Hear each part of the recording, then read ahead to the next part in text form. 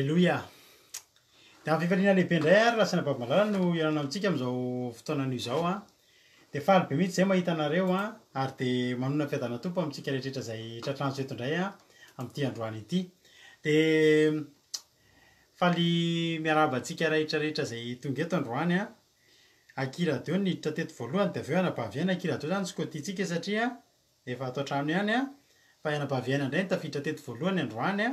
Fa sady tsy rahalatojo ny tsy rahalahy Mario, tahiry Mario. Alleloia. Dia arabaina anabavihana, anabavy Rodine, anabavy Soameva, anabavy Erika, Miontso Sabrina, Marie Edvine, Jaotina, Tavita Soa, Berthe Sava, Olokaraja Mandimby,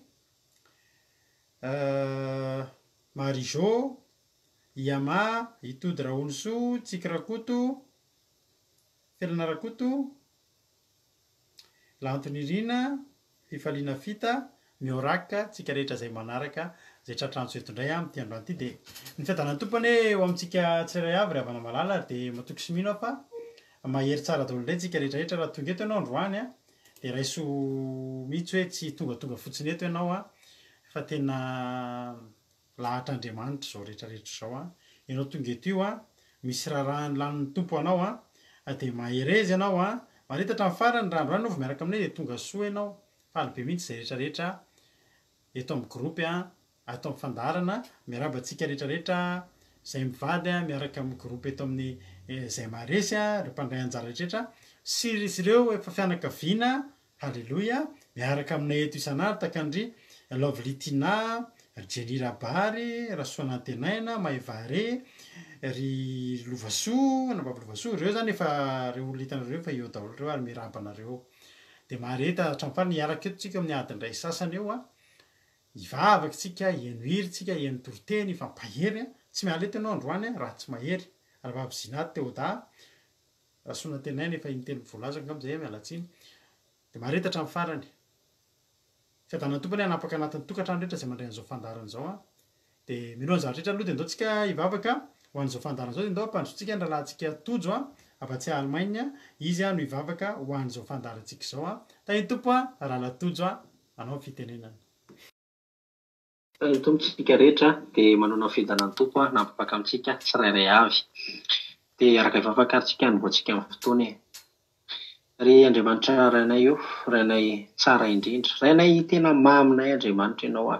Misaotra betsaka Andriamanitra satria menao tombonandro anay, menao hery sy tanjaka, menao hery indray Andriamanitra nahavitanay a namita an'ity tontolo andro ity Andriamanitra dia eto indray anay hariva Andriamanitra, ka hery indray anay Andriamanitra eto satria hiatrika tontolo andro indray rapitso a, hiatrika alina mangina Andriamanitra. Dia mila ny herinao masina anay Andriamanitra ahafahanay tena miatrika an'izany satria raha ny herinay manokana Andriamanitra dia kivy sy reraka ihany anay, fa meo ny herinao masina anay Andriamanitra mitenenanao Andriamanitra eto, fa vonona henonao izay mpanomponao a.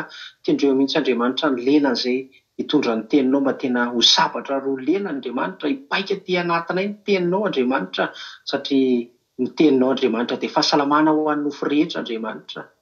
Dia tena ilainay izany Andriamanitra, izany teninao mampahery, mahasalama, teninao Andriamanitra teny mahagaga, teny afaka manala ny sorisoro rehetrarehetra, ny alahelo, ny akoviana. Dia tena hoe izay tonga eto Andriamanitra misorisoro sy ny alahelo izany ady-tsaina rehetrarehetra iny Andriamanitra. Angatahako mihitsy ny teninao tena ho balitry samma, hipaka ny ampon'ny tsirairay avy Andriamanitra, tena anasitrana ny fery anaty rehetrarehetra, ny lolopo rehetrarehetra reny Andriamanitra dia ho sitrana anaran'i Jesosy amin'ity andro androany ity Andriamanitra, ao anatin'ny toriteninao masina. Dia rakofo ny rà Jesosy Kristy masina Andriamanitra ny koneksionay mba handeha somatsara Andriamanitra. Dia voninahitra ny dia ho anao irery ihany, fisandratana dia ho anao irery ihany koa. Dia izay ny andalana Andriamanitra dia efa irao sady ny anjelinao masina hitantana ny dia, hanafaingana ny zavatra izay raha misy mbola miasa amin'izao dia iloha ny hanafaingana ny asany a, dia ho tonga somatsara eto izy. Dia misaotra ary masina tsara indrindra velom-pisoran'aranao izay midera mankalaza fa lehibe ianao a. Tsy takatry ny saina ny herinao, tsy takatry ny saina ny voninahitrao, fa lehibe loatra Andriamanitra. Dia aro-tsay aminay eto ny voninahitra ao Andriamanitra. Dia misaotra ary masina tsara indrindra. Halleloia. Tianainao Andriamanitra. Amen. Halleloia.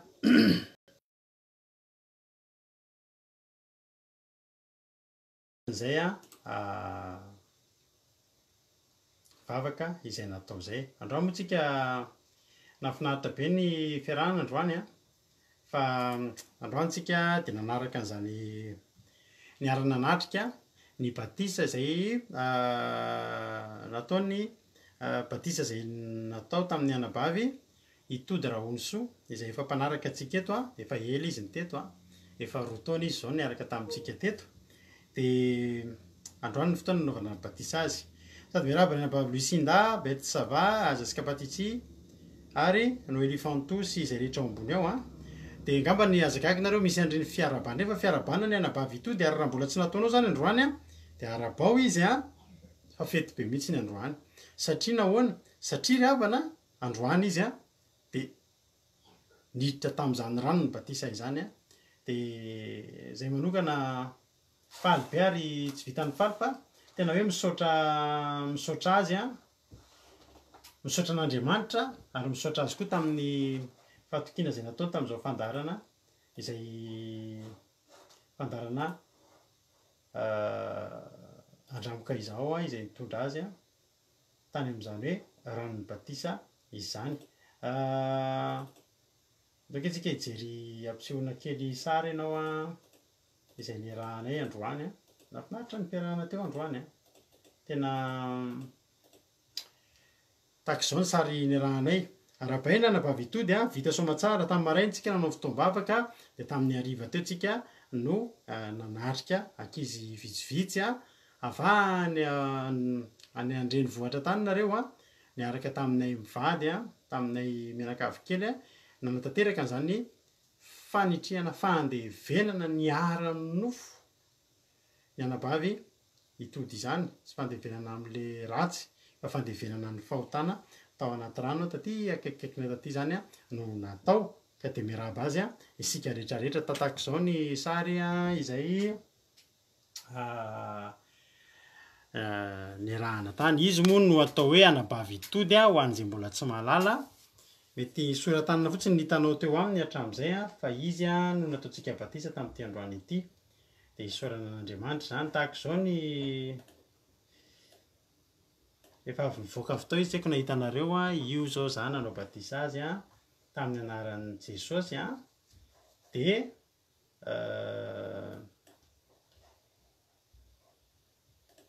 zao ny sary tany zao izay mianadahy tamin'ny voanomboka hidina atao anaty rano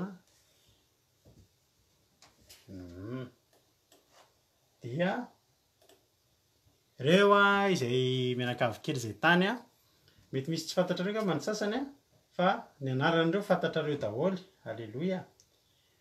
Rahalahy Mario ny atao amin'ny sisiny ato izy no isaoran'Andriamanitra isaorantsika anazy no anisan'ny nitondra ny anabavitsika tonga taty dia io solasola aloha io rahalahy Rado dia mampionona dia anabavy hitody ary anabavy aina no niaraka taminay tany tamin'ity androany ity.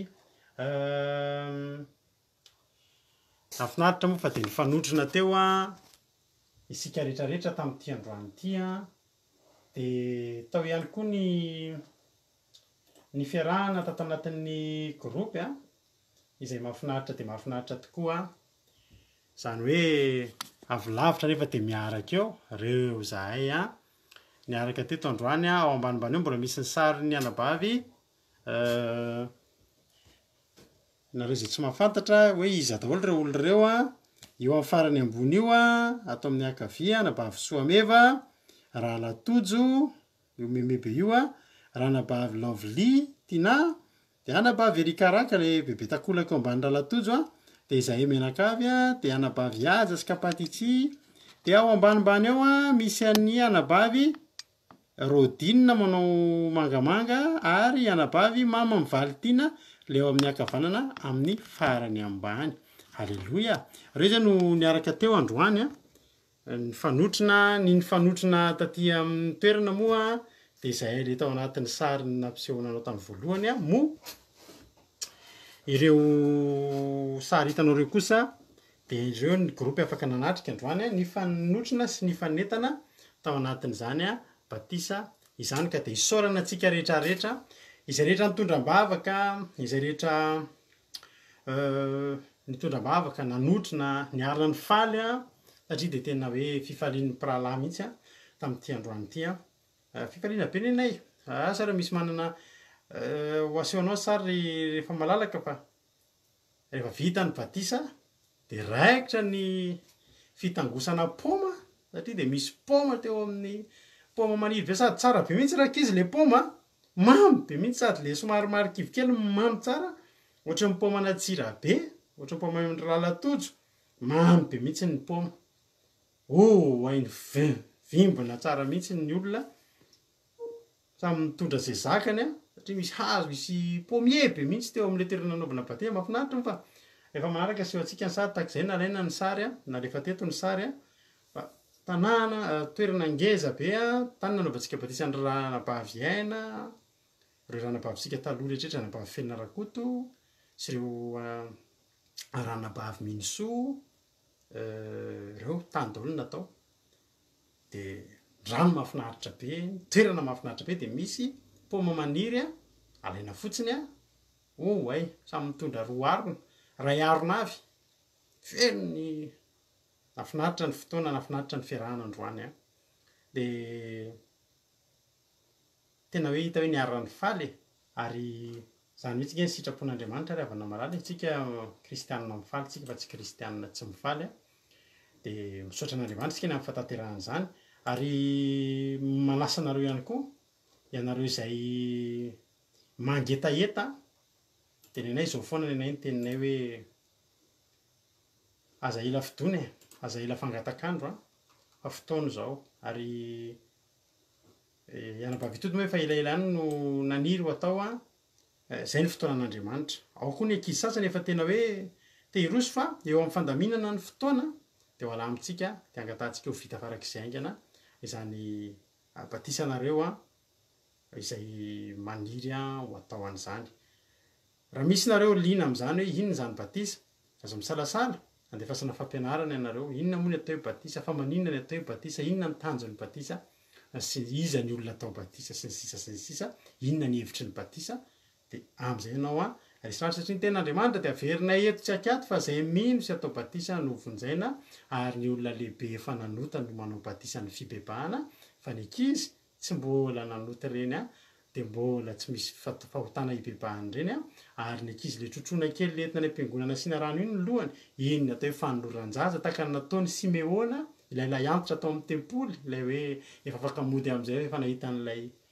fahasoavana efa nahita an'ilay mesia iny zany le fanoloran-jaza rehefa teraka ianao zany a de ny zanakao eto any ampiangonana na etsompanompon'Andriamanitra de tsofina rano iny le fitsofandrano iny le fanoloran-jaza fa tsy batisa fa ny batisa tahaka an' Jesosy teo amin'ny fahatelopolo taona ny natao batisa na de tsy nanota azy de natao ny zany mba ho fianaranao antsika rehefa vita ny batisa ny Jaona de Jesosy tsy mpianana nanao batisa be lavitra noho nataony Jaona ary de nanao batisa tsy ny jiosy rery a fa teo am'izay a reo hafa firenena rehetrarehetra ka de manasa anao a ho tain'Andriamanitra ny a isika rehetrarehetra zay ny hoe la fandaotsika ary no hira ity de anisan'ny hira mahafinaritra ny anabavitody a androany mofetiny de andao a atolotsika anazy ty ity a atolotra atsika rehetrarehetra any koa aza foy a melo finaritsika rehetra halleloia halleloia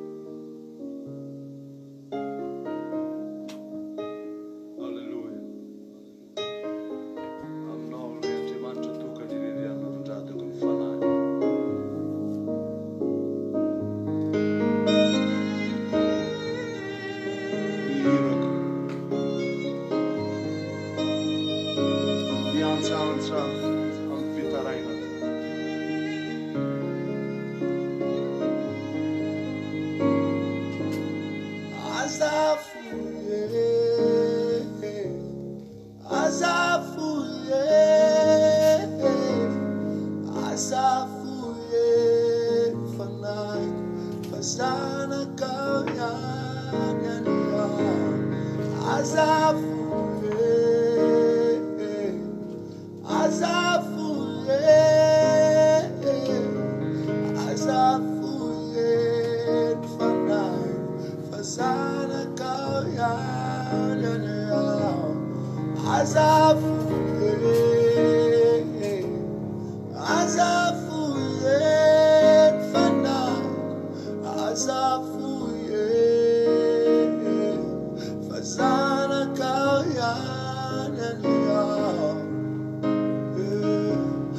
tsy mananao zay ratsy hialako taminao ane aho fa nitany ireo didinao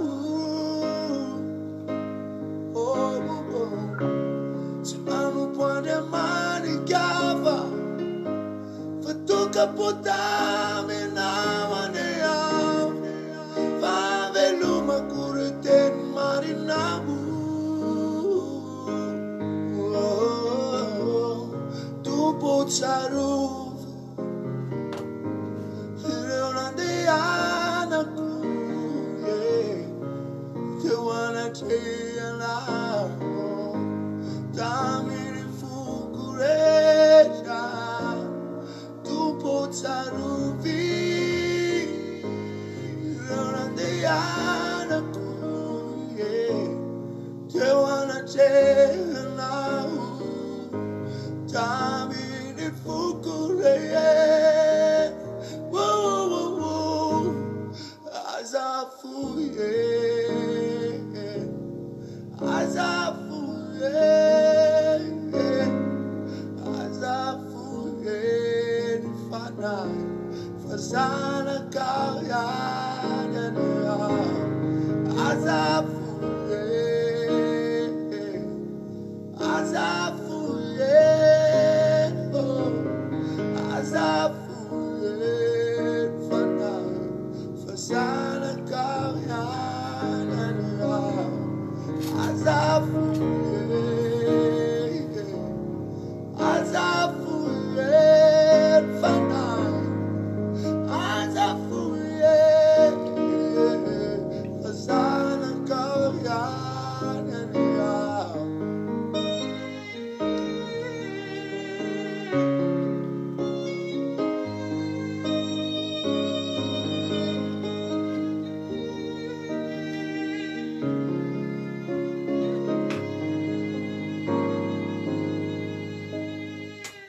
Alleluia.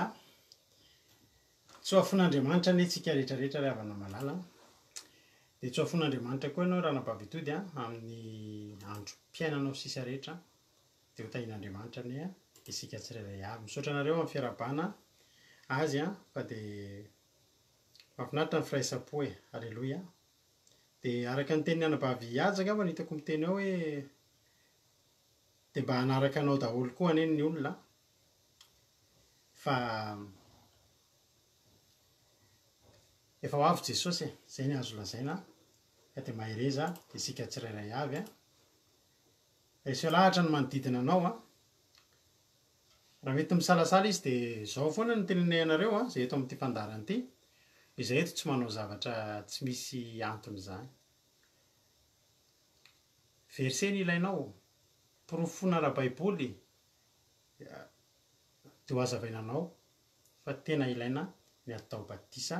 Alleluia. Zay ny hoe fa andaontsika ny tenin'Andriamanitra amin'izay ary raiso ny baibolinao iaraka amin'ny anabavy felana rakoto avy eto Frantsa tsika zoky felana rakoto izy indray nitondra tenin'Andriamanitra amintsika eto androany ka mino avy efa vonona ny baibolinao dia rehefa avy mitory-teny izy dia heverina eto indray za amelapelatra mitory-teny dia henira mahafinaritra resika dia amarana ny fotoany ndao ary tahiny tompo ary anabavy felana rakoto anao ny fitenenana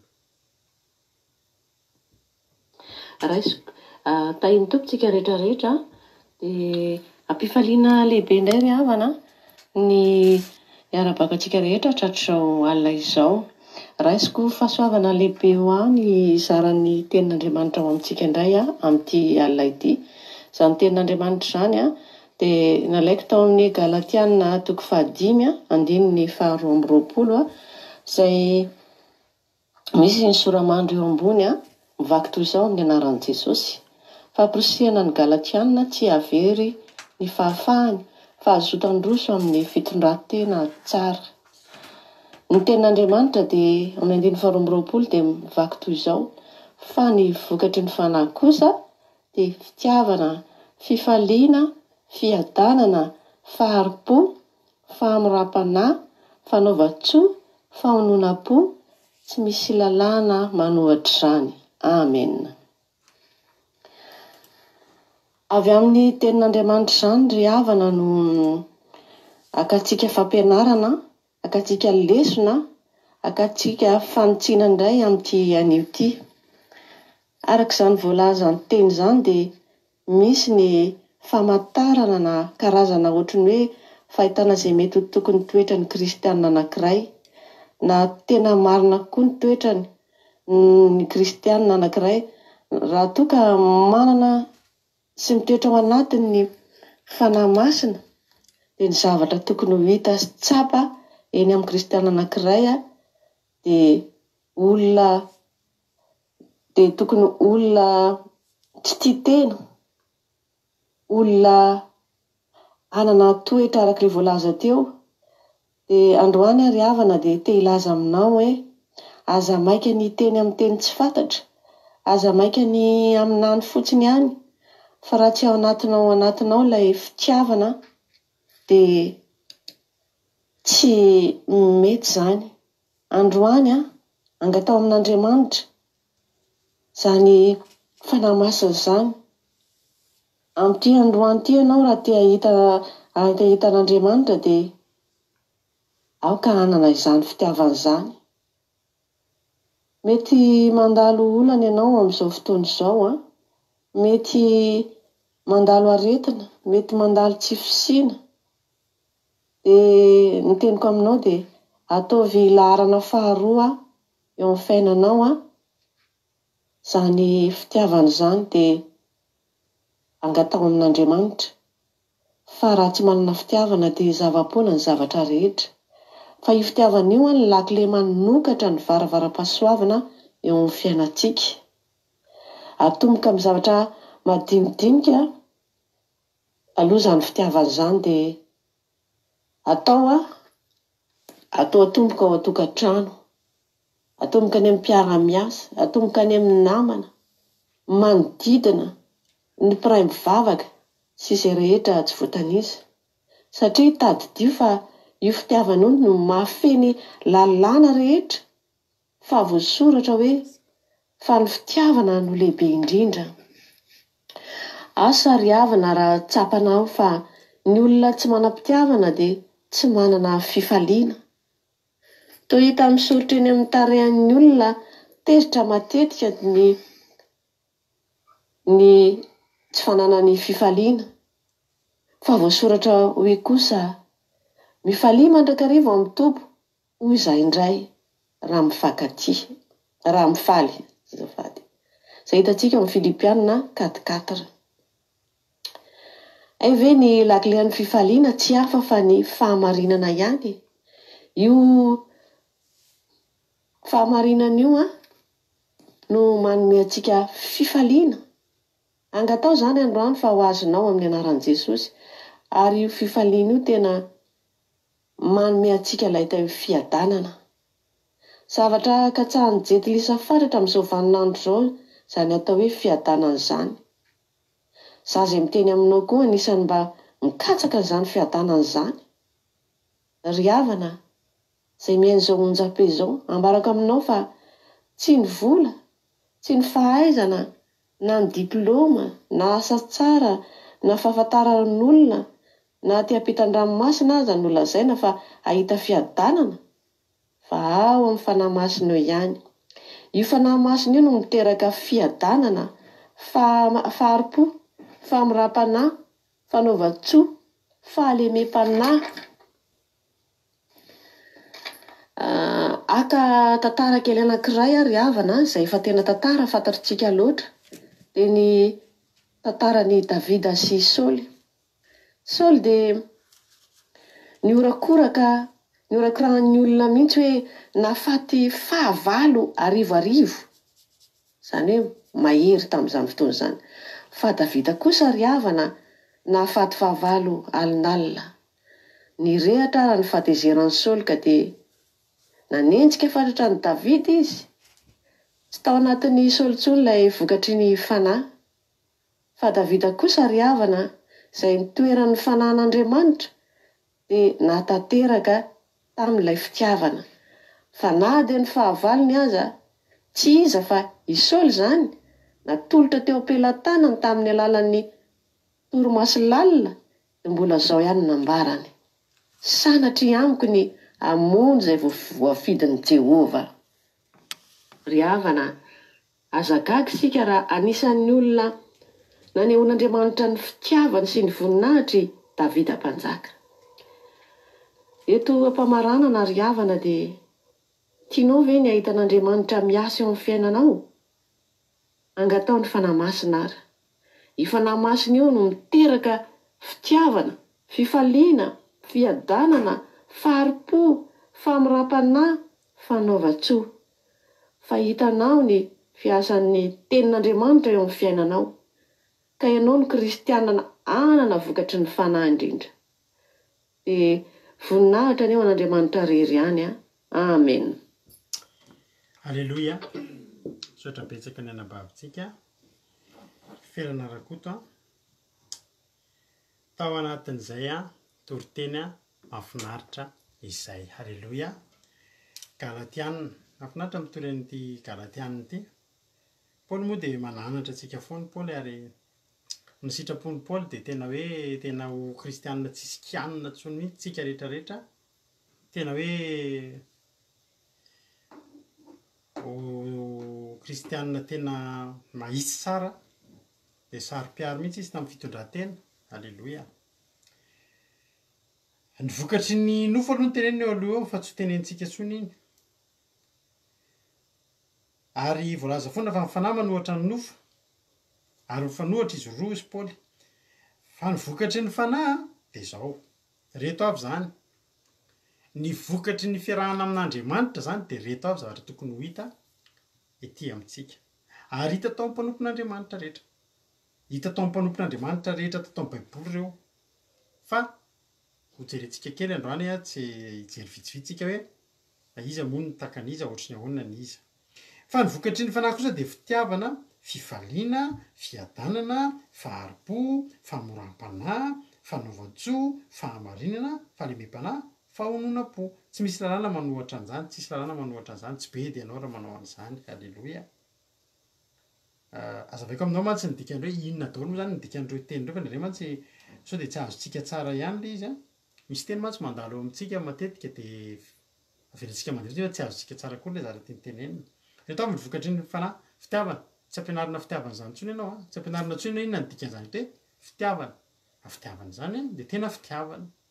Ary Andriamanitra dia fitiavana.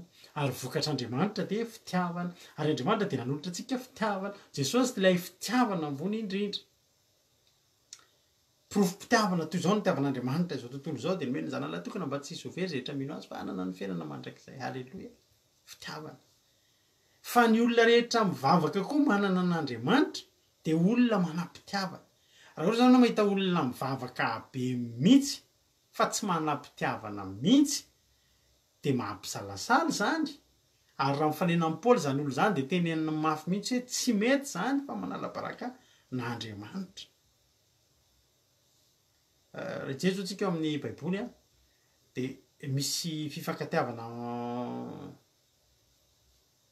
tena fifankatiavana ambony degré be mihitsy eo amin'ny Baiboly ao. Misy prala lehilahy anankiroa tena mifankatia be mihitsy eo amin'ny Baiboly ao. Ary volazan'ny tena androany fa tsisy nifankatia ohatran'izy roa lahy tao amin'ny Baiboly. Fantatrao zaka mandiky tenenina Davida sy Jonathan.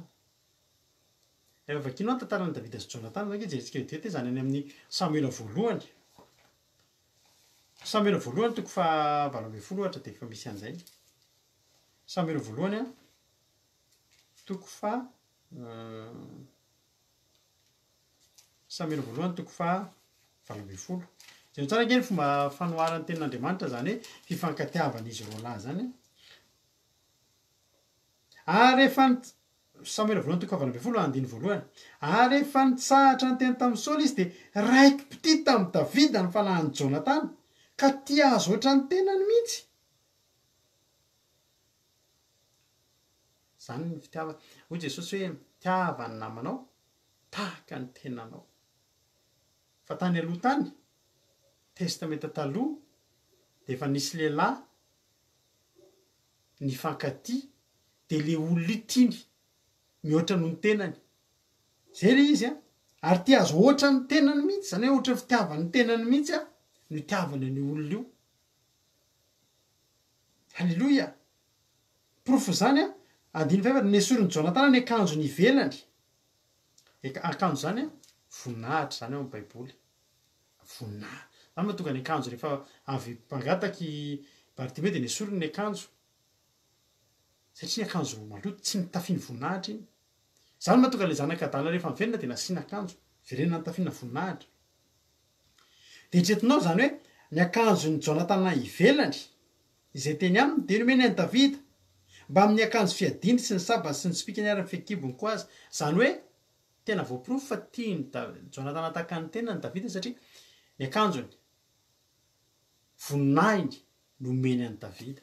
Ary ny zavatra rehetra nahafahany niaro ny tenany, ny akanjony fiadiny hatramin'ny fekibony. Fekibo zany dia fitondrana ny zavatra rehetrarehetra zany. Ao amin'ny fekibony arena hoy ny tenin'Andriamanitra hoe mahafekibony anao ny mpanjaka. Hitanao tena hoe ny aminao manontolo. Ny aminao manontolo. Halleloia.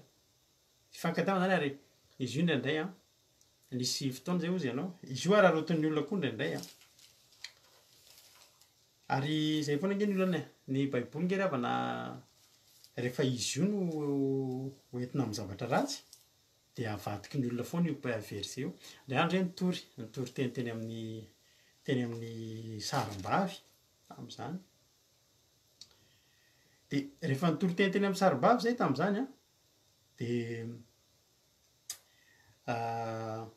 jereo nge fitiavany Samuel izy roalahy Samuel voalohany toko faharoapolo andiny fahaenina ambin'ny folo misy hoe dia nanao fanekena Jonathan tamin'izay. Ary Jonathan nampianina tamin'ny Davida indray noho ny fitiavany azy fa tiany toy ny tenany zany tena miporofony izy tena tiany tena tsy misy ohatr'izany. Dia nitory teny zay teny amin'ny teny Antaninarenina tamin'izany. Dia eo zay manao fotoam-bavaka eo amin'ilay misy mpivarotra rakala moa ny anaran'ilay ramatoa anazay natadidy zay mpivoakala toy ny mahafantatra an'ilay hoe rakala io. Rakala ny anaran'ny ramatoa mpivarotra sakafo eo amin'ny hôpitan'ny Roxy eo tamin'izany. Dia eo aloha zay manao fotoam-bavaka.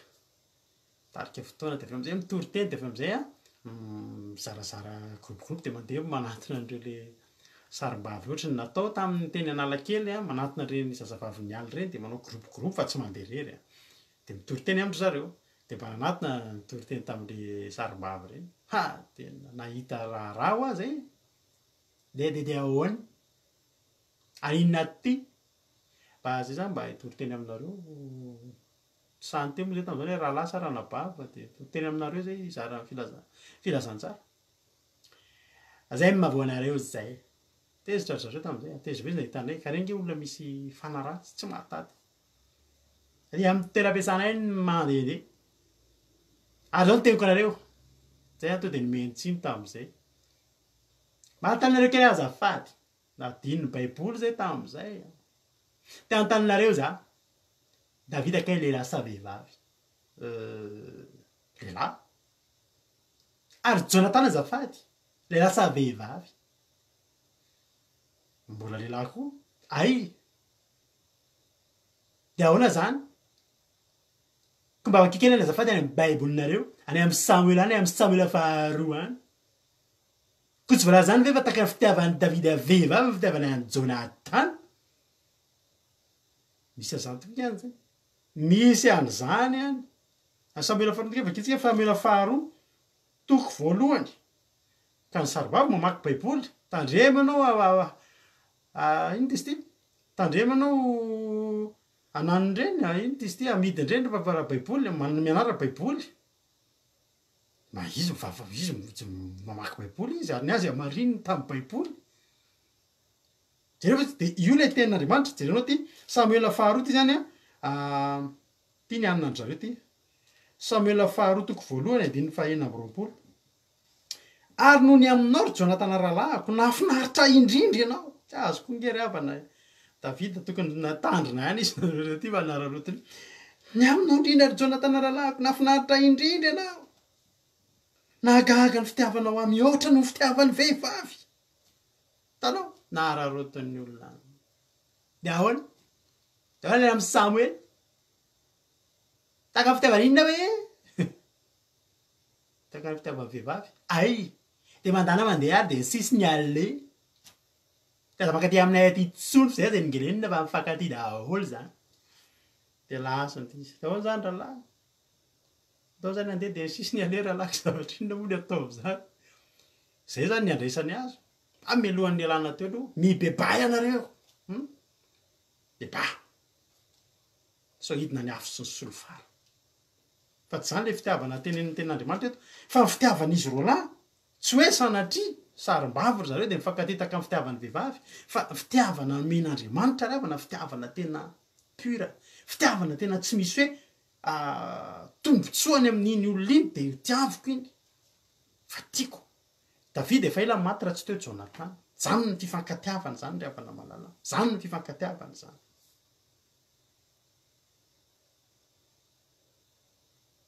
zany ny fitiavana avy amin'Andriamanitra ny faharoa ny tao amin'ny anina teo tao amin'ny Galatiana na andraingiraingy mihitsy zay tamin'izay nanaovany sarim-bavy anio izy nareo ko nareo nga ahoana tena hoe tena araka ny teny izy andana mandeha de sisy ny alefa tena dao zay ny andeha reny reny zavatra reny za manao antso manao antso avy raha misy eto olona tratran'ny reny zay tianareo zay tianareo amin'ny fitiavan'ny pralahy fa reny nareo tokony hafahana reny azo afahany zay zao efa nidélivrer olo loatra reny mihitsy tao am-piangonanay tonga avany de rainga fa metra-tany inona ny olanao sady izy ohatr'izay za mantsy rahalahy za hitanareo inge misy mamatitra inona mamatitra za zany tia lehilahy izy vatsy anay de délivrena de afaka de rehefa ho délivrena de mbola le maso le hity le mbola mangatagata maso iny ihany indopy rahalaharado tonga de le feo zay misy aloha miala volo ya i maso délivrena afaka raha misy aminareo ohatr' zany de mibesa aminay azo délivrena ianao fanahy io fanahy ratsy io avelatsika ny amin'iny ny vokatry ny fanahy de fitiavana fifaliana mampalahelo ravana mahita kristianina tsy manam-pifaliana tsy manam-pifaliana malahelo mihitsy raha avan'Andriamanitra mahita kristianina tsy mba manam-pifaliana za manokana tena sahirana mihitsy rehefa mahita olona hoe mivavaka fandraisan'ny olona le mivavaka de hoe tsy mime tsy mitsika tsy mifaly diso be mihitsy zany tena diso raha misy olona tokony hifaly ary anana fifaliana maharitra de ny kristianina ary ny olona manana an'Andriamanitra ny olona nandray an' Jesosy ny olona manana fanahy masina de olona faly ary ny olona matoky an'Andriamanitra fifalianao de miainga avy amin'ny fatokianao an'Andriamanitra faly ianao na misy zavatra tsy mahafaly jereo nge abakoka ary avana efa teneniko aminao eto foana nge abakoka fa mbola vakiako aminao andray andro any abakoka toko fa telo andininy fa 7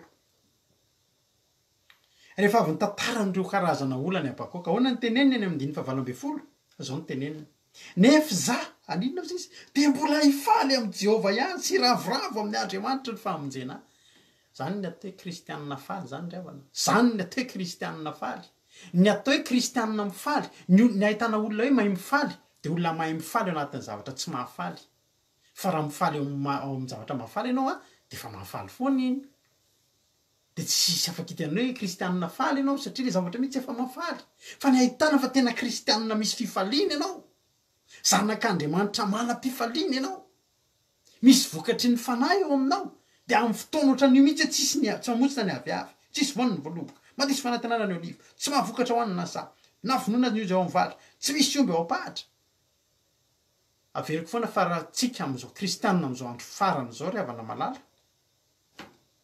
zao kristianina amin'izao andro farany zao aviavy tsy mamotsina ilan'ny olona amin'Andriamanitra fa teneniko anao na tsy mbola miala ry izy de milongolongy aiza ry any natao tsy manaraka vavaka fiambenana izy ao ananonaninao ihany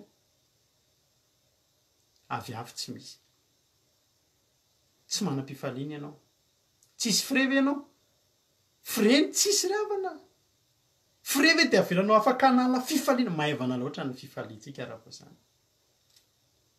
vola tsisy de anala ny fifalianao nefa ianao manana an'Andriamanitra mifalia ianao androanina mbola tsisy azy io fa isy io rapitso tsisy an'izany tsisy zany foana miaraka amin'Andriamanitra alleloia alleloia efa zavatra tsisy inona tokony tsisy anto tokony hafaly an'ny abakoka fa iabakoka faly izy abakoka izy vangavy avy raha lany mitondra fifaliana Andriamanitra ny matondra fifaliana ho any alleloia de mifalia ianao zany vokatry ny fanahy zany fifaliana fiadanana zany a de fiadanana la paix manana paix manana fiadanana ianao ny anatinao ao amin'ny baiboly tsy misy manana fiadanana ohatry amin'ny Paoly i Paoly ravana ankoatran'i Jesosy i Paoly na Davida aza mbola resiny raha resaka fananana fiadanana ao anaty ao Paoly foana nge hitanao rehefa le any am-piangonana hoe de fahasoavana sy ny fiadanana avy amin'ny Kristy Tompo anie de ho amintsika Paoly ange ny mpanonona an'izany jerenao daholo ny tenin'ny Paoly rehetra isaky ny miaraba olona Paoly foana ny mpiteny an'izany ohatra zany Korintana voalohany ndraiky jerentsika ty Korintana voalohany io ohatra ny Kristy vao manomboka izy de eo amin'ny Korintana voalohany toko voalohany andiny fahatelo ho aminareo anie ny fahasoavana sy ny fiadanana avy amin'Andriamanitra antsika sy Jesosy Kristy tompontsika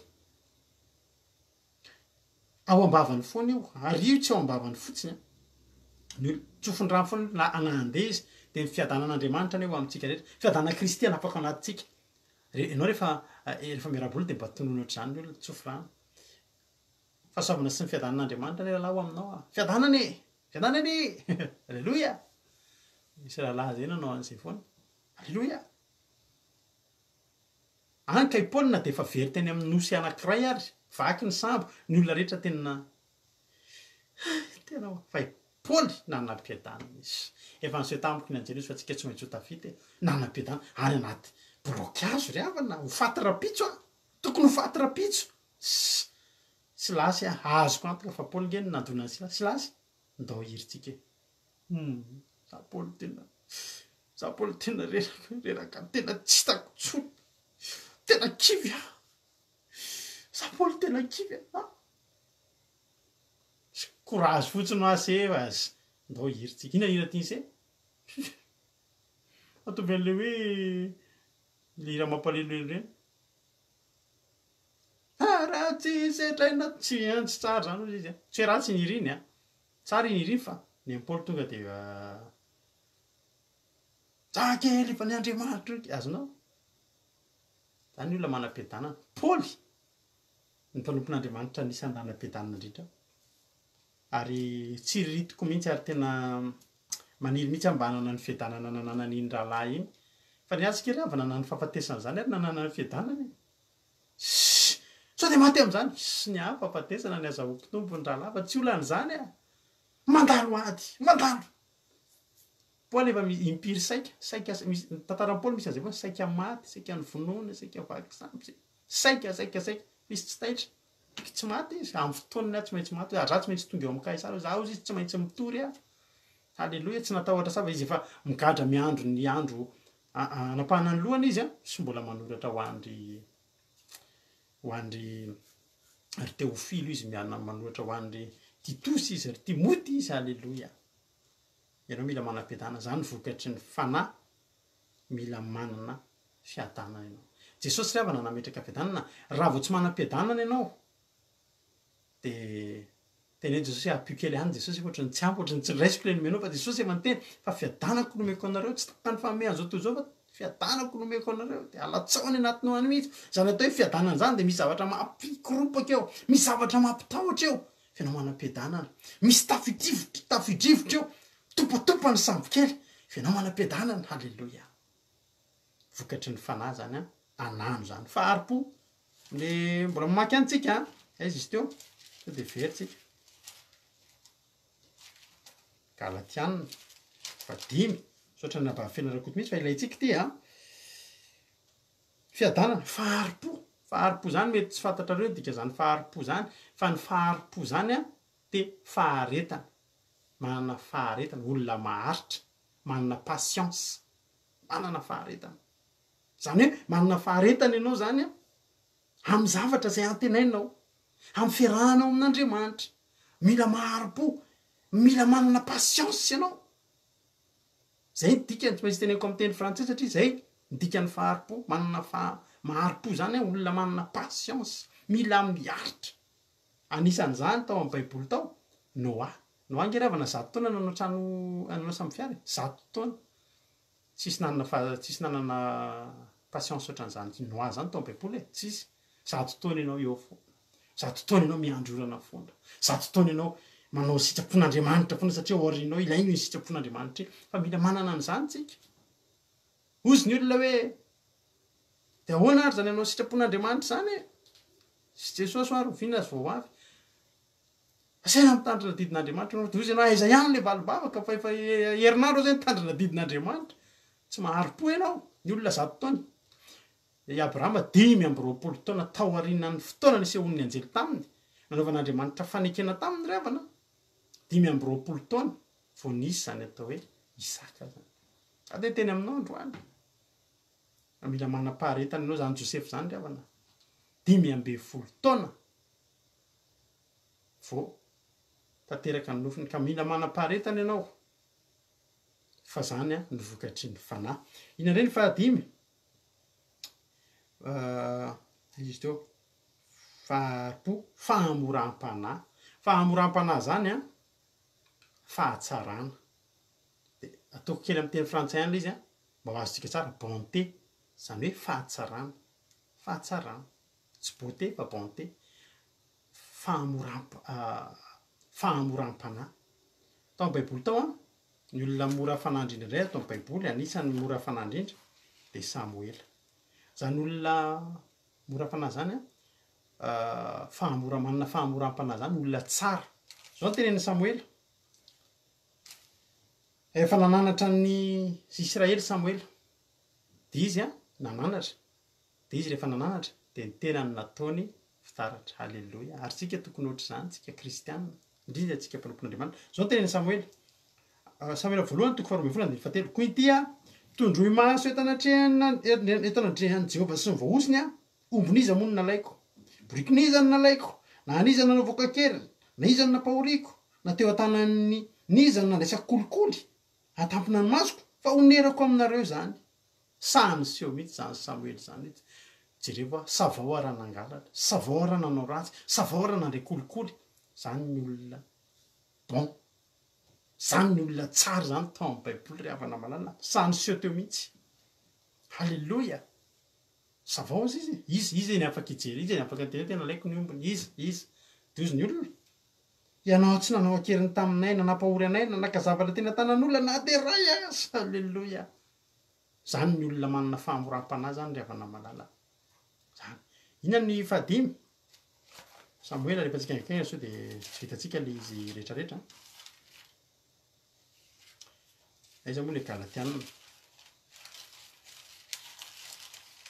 Galatianina toko 5 aorinan'ny fahamoram-panahy fanaova-tsoa kristianina mila manao soa nde hojerentsika androany Gamaliela ny anaran'ny fikambanana ataontsika de Gamaliela ny antony io de io mihitsy fanaova-tsoa tia manao soa ary manao an'izany a eny amin'ny takotakony eny amin'ny mangingina sy takany mpanao politika ka misy zavatra kely atao de alaina fa tsika ny antony angalantsika ny resady de anetanana tsika rehetrarehetra sy mba hampisehoana anareo hoe lasa iza moa ny volana alefanareo a fanampiana ary mbola manetanareo misaotra an'Andriamanitra efa lasa ny vola any Madagasikara efa misy efa mividina ny fitaovana izay hozaraina amin'ny faraparany ty-herinandro ty misaotra anareo fa ny groupe Gamaliela de efa mividina ny fitaovana ary tsika moa tao anatina fahasahiranana zay tao anatin'ny fankalazana androtoana fanomanana ny batisa satria fanomanana batisa androany zay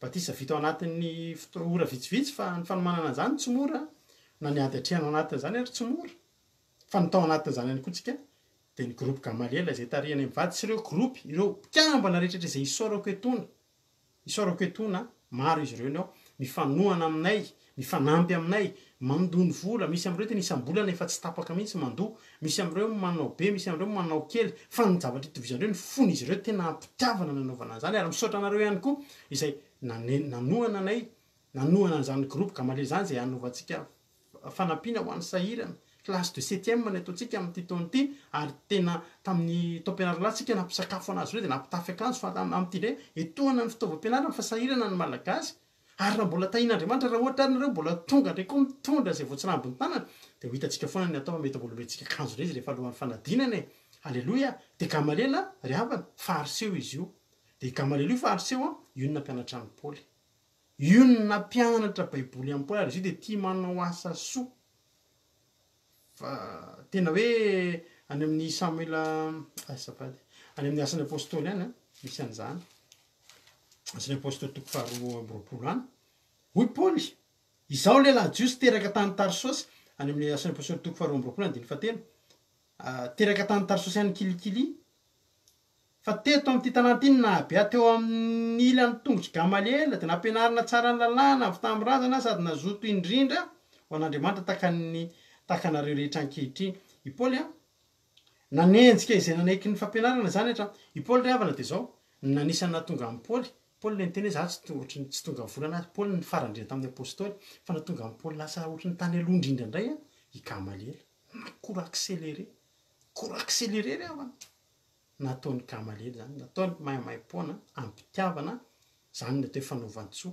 rehefa hanao soa olona ianao ataovy zay atongavan'ny any an-danitra fa i Gamaliel de olona mpanao soa fangafangantsika iny zany ny momba ny hoe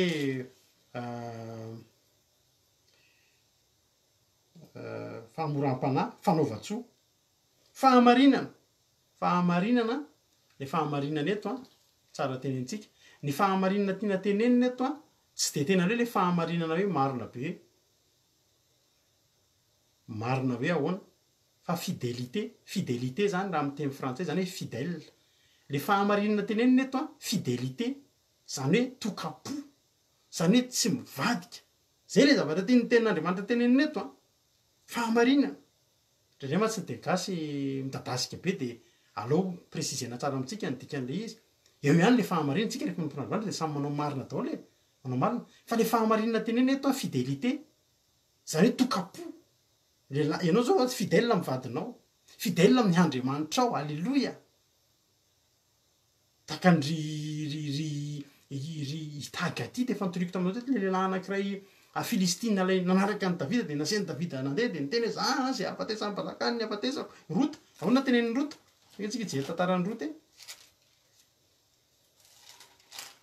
rota rota le niteny taminao nanao hoe aza manery andao anao rota toko voalohany andininy fa eny amby folo aza manery andao anao sy ala amin'ny fanarahana anao zany fa zay alehanao ny alehako zay itoeranao ny itoerako ny firenenao ny fireneko ny Andriamanitra ao ny Andriamanitro ary ny tany afatesanao ny afatesako sady any koa ny andevenana halleloia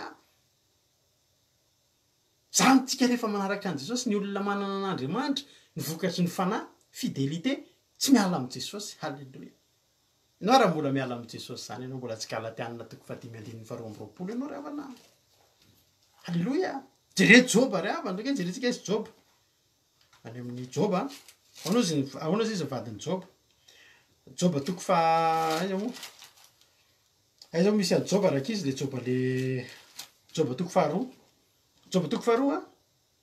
zao ny teny vadiny Joba amin'ny andininy fasivy ho ny vadiny taminy mbola mitana ny fahamarinanao ihany va ianao io le fahamarinana io mbola mitana ny fidélité anao ihany ve ianao mbola tsy vadika ihany ve ianao mbola mitana ny fahamarinanao ihany va ianao mafizan'Andriamanitra ianao vady mihitsy miteny hoe elao ny Andriamanitra ao de aoka ianao ho faty le vehivavy keo fa leo mitodika anao to de lehilahy feno vai sady feno lavenina alao maty sisy tsy fomba mamono fa alao io mamono teny efa te hiova vady ao izy mivadiny zao ty io de jere rehefa lavenina de minainaina isan'andro varena-pirivinandro de feno lavenina de aiza daholo ny arena potika inona aiza somary materialiste any moa tsy nivadiny izy io mamfisan'Andriamanitra de aoka ho faty fa hoy Joba andininy fahafolo hoy izy taminy tahaka ny teniny anankiray amin'ny vehivavy adala ny teninao mony soa ihany va ny raisotsika avy amin'andriamanitra fa tsy ny ratsokoa tam'izany rehetra zany de tsy nanota tamin'ny olony joba alleloia zany ry avana ny ately olona made manana fahamarinana manana fidelité tena hoe tokapotaka ny sindry avana malava tokony ohatr'izany tsika amin'andriamanitra ny vokatry ny fanahy ny olona miaraka amin'andriamanitra manana ny jesosy ianao tokony ho tokapo na ivadinao io aloha voalohany indrindra akoatran'andriamanitra tokapo am'zanako tokapo fa indrindra tokapo amin'andriamanitra tsy miala amin'andriamanitra zany izy any tsy efa miteny aminao impiry miteny aminao de vola miala am'izay amin'io andriamanitra fa jerety mahazo anao to mbola mandalo ady any ianao pozitsy hoe takany anankiray am'ireny vehivavy reny am'ireny vehivavy adaly reny ny fahitako anao fa raha aminao ny soa ihany ny azotsika avy amin'andriamanitra fa tsy ny ratsy koa nandiny raha matoa afafafany le lavenao ary endry dada aiza mivay an'la zany ry avana vokatry ny fanahy zany fangafangahantsika aizy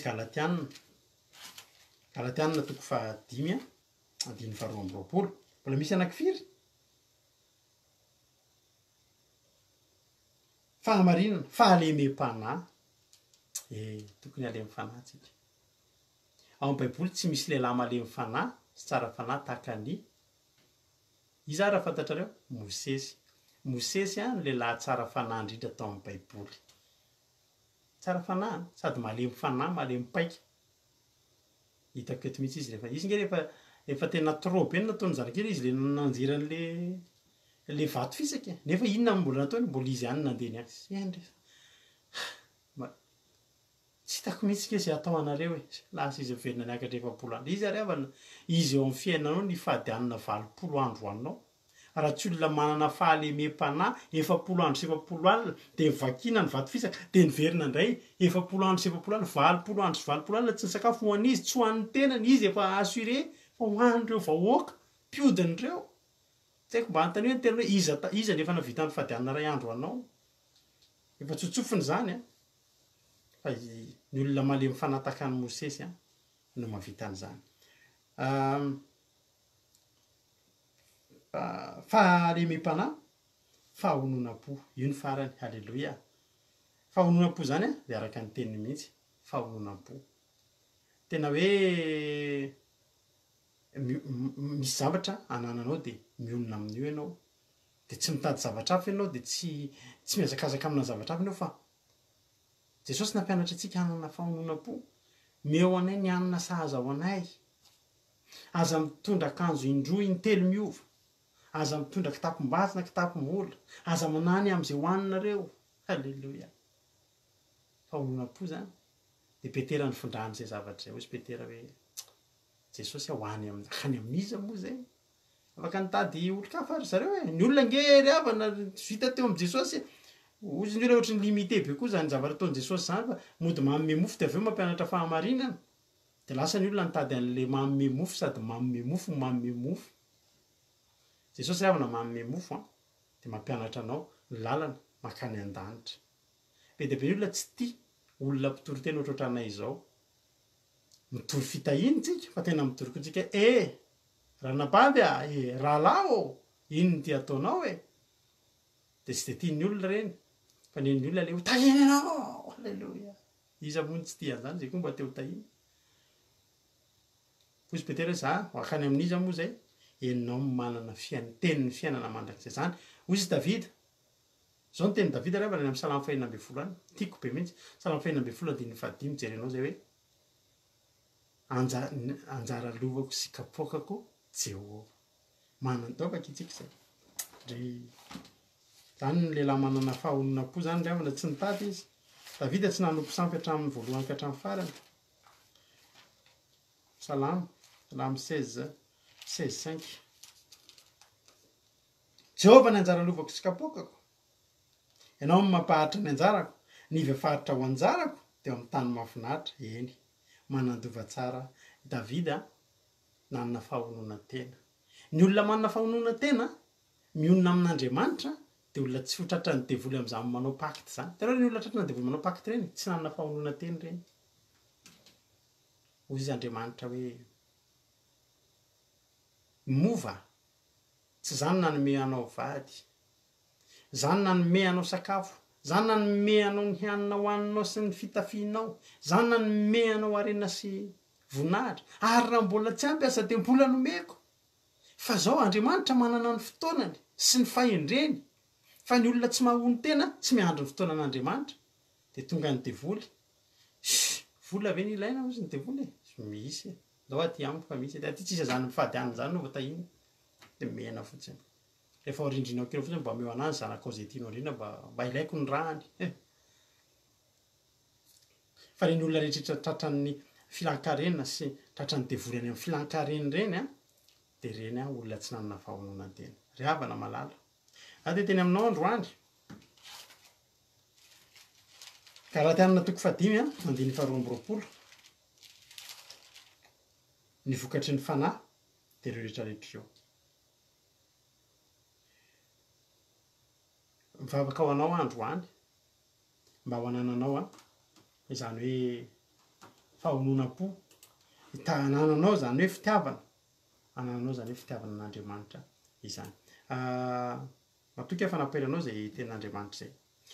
Ahafahanao mandroso ireo zavatra rehetra voalaza vokatry ny fanahy ireo travahena. Hitanao tsika rehefa taloha rehefa manao reny batabatapoasy ny sisy reny dia misy foana travay. Dia aka kely an'ity sandry ety dia izao ny ataoko. Aka kely an'ity dia manao échelle ino ty tsy tadidiko tsony le barre fixe angamba izy zay, barre fixe tsy tadidiko, manao échelle. Rehefa anao an'izao indray aka an'ity tratra ty dia manao an'izao. Hitanao travahena aka ranjo dia misy zavatra atao dia reny hozatra aminao reny zany hatramin'ny tony any tony misy fomba fangalana azy. Dia izay ilay hoe travahena. Dia travahena foana io. Andeha travahena an'ity indray dia mpanao posipositra anahy dia mahazo an'ity. Zany androany dia teny aminao mila manatanjateny ianao. Dia ireo travahena isan'andro. Aiza ho aiza indray zany androany hoe ohatrany tsy ampy kely amin'ny fifaliana, ohatrany mila tosika kely amin'ilay fitiavana dia jereo. Dia arao foana io soraty eo amin'ny tranonao mihitsy io dia jereo kely androany. Ohatrany latsaka kely androany le fahonona-po ohatra. Fa zao ho tonga kristianina mahafinaritra be ianao ho tsara ohatran'ireny hazo tsara didy be reny fa ho any an-danitra tsika. Dia mahery ianao ary ataontsika ty hira mahafinaritra be ty izay mbola hira tiany anambavitody ihany koa satria fetiny moa androany dia ataontsika ty tsisy karaha anao. Ka raha ianao raha miteny mihitsy tsisy ohatranao Andriamanitra, any metomboka mihitsy ny fahonona-po anao. Dia manana fahonona-po ampy antsika io Andriamanitra io. Lova tsara. Tsy misy Andriamanitra ohatran'io. Tsy ianao mihitsy tokony hitsiritr'Andriamanitra olona izany, fa ny Andriamanitra ary tokony hitsiritr'ny olona. Mahery ianao samy hitahian'Andriamanitra isika rehetrarehetra. Mino fa naperanao izay famotinana, izay famelabelarana izay dia samy tahian'Andriamanitra hivavakantsika ao aorianan'ity hira ity. Tahiny tompontsika.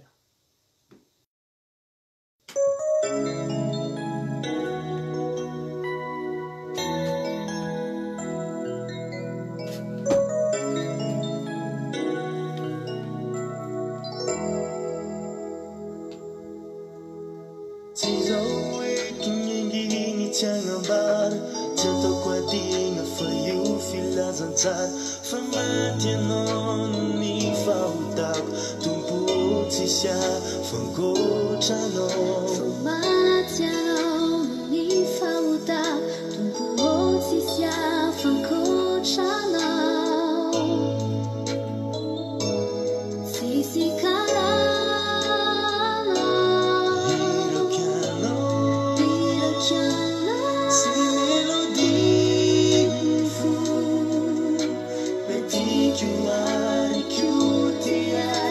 Malala kwa panay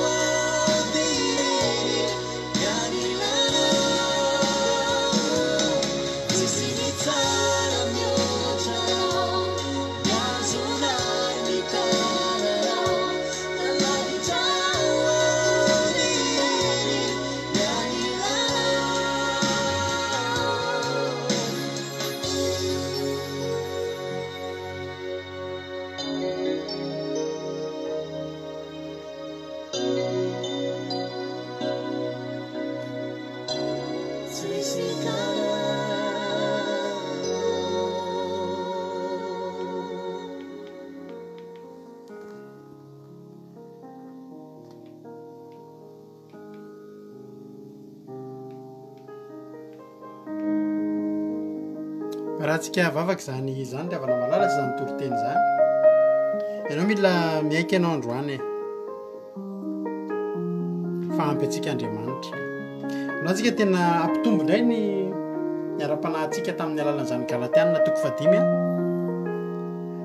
andininy 12 zany ravana dia hotravahiantsika ho kolokolotsika isan'andro ireo mba hatanteraka an'izany hoe fandrosoantsika amin'ny ara-panahy zany zany hoe tsika andeha ho any an-danitra izany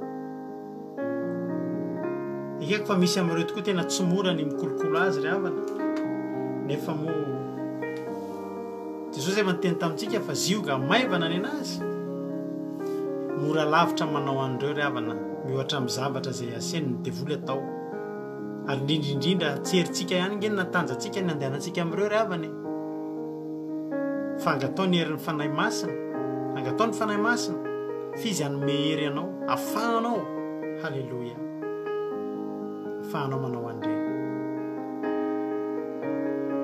izy anome anao hery afahanao manotanteraka an'ireny za androany teteny amintsika tsirairay avy hoe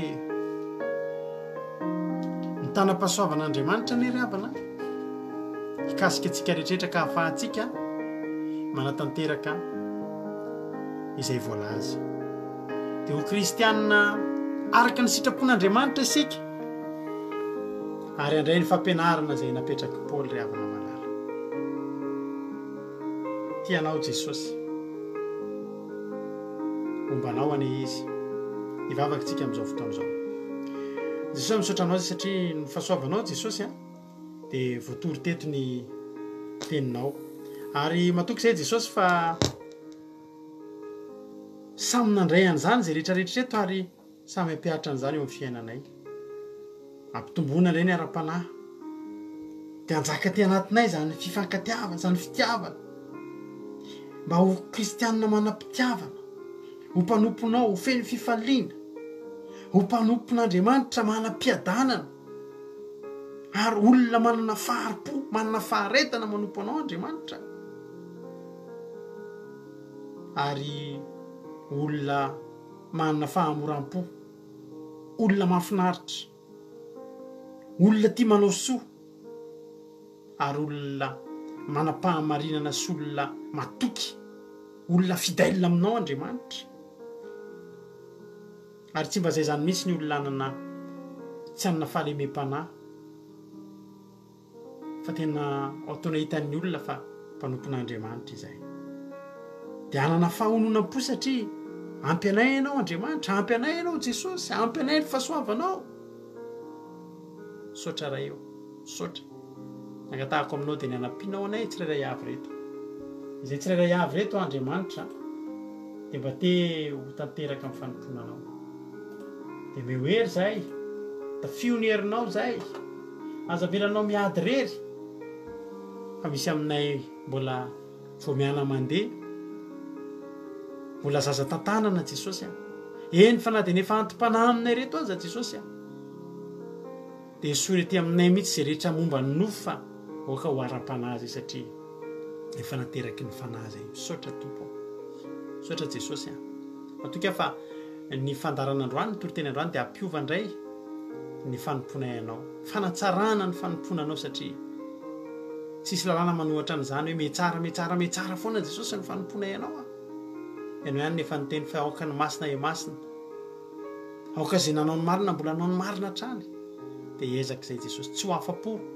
fa hijery foana hikatsaka ny mahasoa hikatsaka ny tsaratsara kokoa satria ho any an-danitra ny tanjony any an-danitra ny tanjony saotra Jesosy dia rany aja ny saotra sy ny voninahitra efa nao hatramin'izay dia ho mandrakizay ary ny devoly satana kosa dia afaritro amin'ny ranao tsy afaka hitsaingo ka na dia litera ray tamin'izay nafafy teto azy tsy afaka mafy na inona tsy afaka mafy aidratsy tsy afaka mafy tsy parifary fa tsy maintsy hamokatra avy zato eny ny teny ny vozana fafy tamin'ity androany ity misy saotra Jesosy alleloia amen.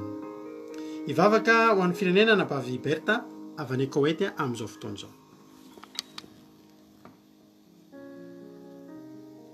Iny tomposika rehetra iara ivavaka ry isika ry tompo Andriamanitra tsara indrindra mbola faly misaotra anao izahay misaotra an'Andriamanitra noho ny fitantananao noho ny fitiavanao anay tena fifaliana ho anay tamin'ny toriteny izay nampitondraina mpanompoana tandroany Andriamanitra satria tena mampianatra anay ianao tena mampiray anay ianao tompo anjaka ny fanahy masinao izahay rehetra rehetra anjaka ny fanahy masin'Andriamanitra ny ao anatin'ny fonay ny teninao rery ihany no mampianatra anay isan'andro tena hanjaka ny herin'ny fanahy masinao izany tena hanjaka ny amin'ny fiainanay izany teny izay nitoriana izany ary misaotra anao tamin'ny fitaovana rehetra rehetra ndesina anatanteraka izao fandaharana izao tsy hainay tsy misaotra anao tompo satria ny fanahy masinao tena nifantoka nilatsika teto amin'izao fandaharana izao na fahanena indray ny teninao tandroany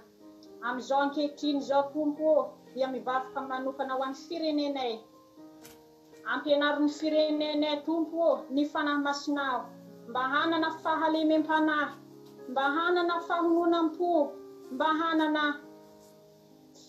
hanana fahamoram-panahy enganie Jesosy tena hifantoka amin'izany sitraponao izany ny malagasy rehetra rehetra ampianarin'ny Madagasikara-nay tompo ny malagasy rehetra izany teninao izany ary ataovy hanana fifankatiavana eo anatrehanao indrindrandrindra ny efa mpanomponao tompo dia ataovy miavaka ary hampianatra ho an'izay tsy mahafantatra ny amin'izany fanahy masinao izany satria ny amin'ny alalan'ny fitiavana ny amin'ny alalan'ny fahamoram-panahy no hindesinay hifalianay ary tena hatoky ny fanatrehanao eo amin'ny tavany tsirairay avy ianao anjakao amin'izany Madagasikara-nay izany teny izany Andriamanitra ary tsy lovy manokana izay anatin'ny fahasahiranana ny amin'izao fiainan-tsarotra izao ary ianao ny hanome hery ary ianao koa no hampianatra ny teninao masina mba tsy ho reraka tompo